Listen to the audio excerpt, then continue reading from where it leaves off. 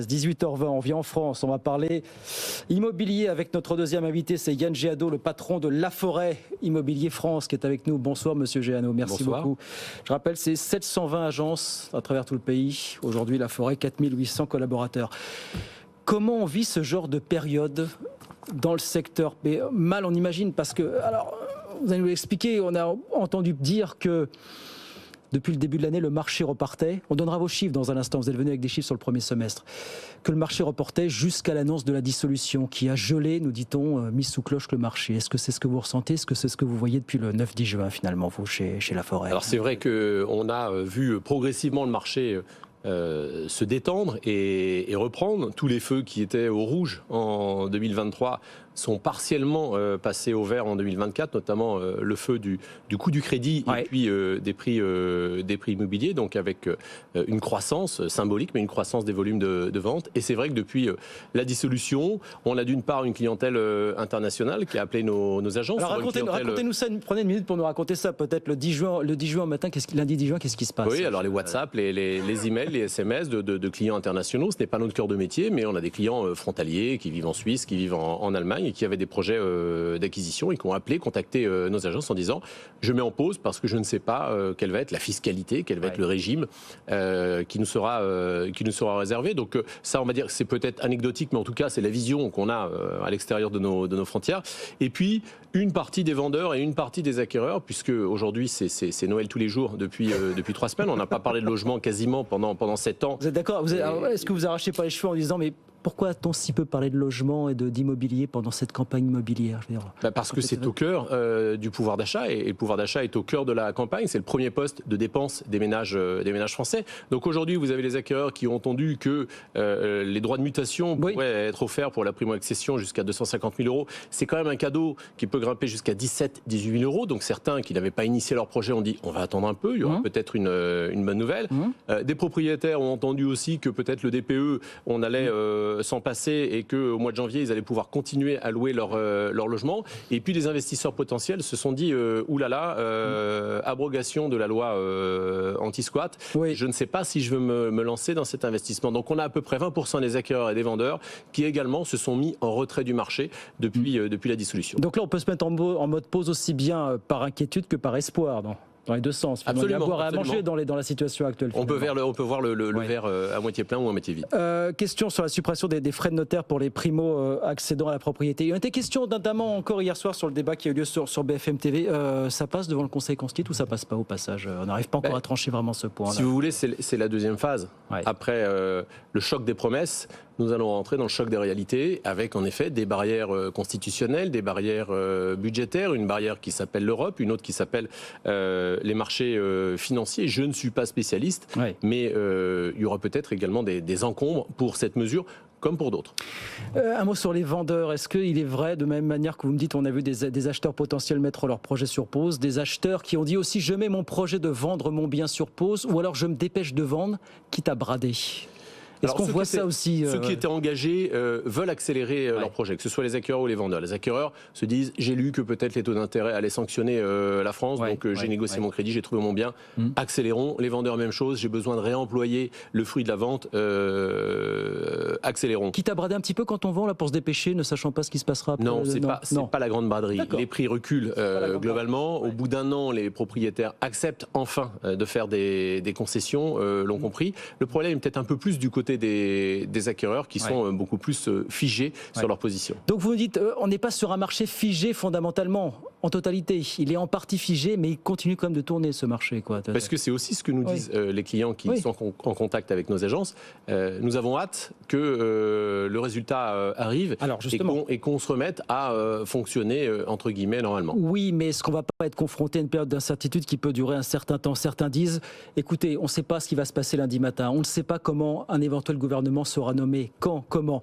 Le temps qu'un nouveau ministre du Logement arrive, qu'il prenne ses marques, qu'il prenne les dossiers, qu'il prenne ses décisions, certains vous disent l'année 2024, elle est pliée d'ores et déjà sur le marché. Est-ce que c'est votre sentiment? Alors, vous vous dites ça peut aller plus vite. En revanche, on voit quand même que la réforme du logement, elle avait du mal à avancer et du mal à être poussé. Donc j'ai envie de dire, ça ne changera pas beaucoup les choses. On peut espérer avoir enfin un ministre de plein pouvoir, de plein exercice pour le logement. Qui dure longtemps, hein, et qui reste en place longtemps. Et qui reste en effet plus que quelques mois. Mais on a aujourd'hui, l'immobilier, vous savez, c'est souvent lié à des moments de vie. On quitte le cocon familial, on se trouve une location, ensuite on se fait un premier achat, on peut se mettre en couple, on peut avoir des enfants, les enfants vont quitter la maison, il faut revenir vers le centre-ville, on peut acheter une résidence secondaire, et ces moments de vie finalement ne s'arrêtent pas, quelle que soit l'actualité politique. Malheureusement, un couple qui va se séparer ne va pas arrêter de se séparer parce qu'il y a une actualité politique, une succession lorsqu'un logement doit être vendu également, l'actualité politique n'y fait pas grand-chose. Bon, donc vous battez en brèche, je le répète pour que ça soit sûr, parce qu'on a des retours, on nous dit le marché est complètement figé, le marché est attentiste, vous dites non, c'est pas vrai. Non, il est pas, ça continue de tourner. Non, voilà, effectivement. Ça continue de tourner, bien sûr. Ça moins que ça ne pouvait l'être il y a quelques semaines. Je ne vais pas dire le contraire. Il y a plus de brouillard, de brume sur le cap que nous allons prendre. Mais il y a encore beaucoup de Français quand même qui ont des projets immobiliers de vente ou d'achat. Partons de ce principe. Vous êtes venu avec vos notes, vos résultats du premier semestre. Voilà ce que dit l'état du marché chez vous depuis le premier semestre. Qu'est-ce que dit l'état du marché sur le premier semestre que vous allez peut-être voir se prolonger sur le deuxième semestre finalement? Qu'est-ce que ça dit en ce moment? Ce qu'on devrait voir se prolonger à mon sens, c'est le recul des prix qui n'est pas totalement homogène sur le territoire. Les grandes métropoles reculent les prix chez nous en un an de 3 à 5%, mais on a encore certaines communes comme Nice où les prix font de la résistance par exemple, Biarritz où les prix font de la résistance. Donc je pense que la baisse des prix va s'étendre à l'ensemble du territoire progressivement. Vous dites elle va s'étendre, ça veut dire qu'elle va s'accélérer ou vous dites le gros effet d'ores et déjà? Parce qu'on a rappelé il y a encore quelques semaines qu'on voyait déjà dans certaines villes moyennes les prix recommençaient à monter. Voilà. Donc c'est pour Alors ça un peu des deux. Voilà, elle va s'étendre à plus de territoires et plus de communes. Elle va s'accélérer sur certains marchés qui sont bloqués. Prenons Lyon, par exemple, où les prix reculent tardivement par rapport au reste de la France. Donc là, ça devrait également s'accélérer. Donc c'est la première tendance. Et la deuxième tendance, c'est le désamour conjoncturel des Français pour la maison individuelle. Parce que la maison individuelle nécessite une enveloppe financière plus élevée. La surface est plus importante. On peut acheter un appartement de 15 mètres carrés, une maison individuelle, c'est plus compliqué. Donc ça nécessite une enveloppe financière plus importante. Alors qu'on ne voyait que par elle, au moment du Covid. Hein, ça reste le Graal, ça reste le rêve. Et ensuite, il y a également les coûts de fonctionnement. Faire fonctionner une maison, vivre dans une maison, c'est plus cher que dans un appartement.